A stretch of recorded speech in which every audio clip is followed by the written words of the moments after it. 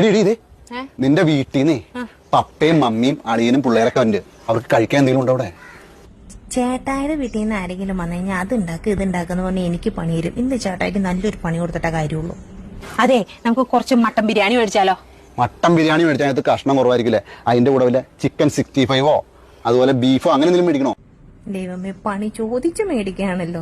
Chicken 65 മേടിക്കാം, പിന്നെ കുറച്ച് ബീഫും മേടിക്കാം, പിന്നീടല്ലോ കുറച്ച് മീൻ പൊള്ളിച്ചതും മേടിച്ചാലോ? ഈ പിള്ളേര് ഇതൊക്കെ കഴിക്കൂടി?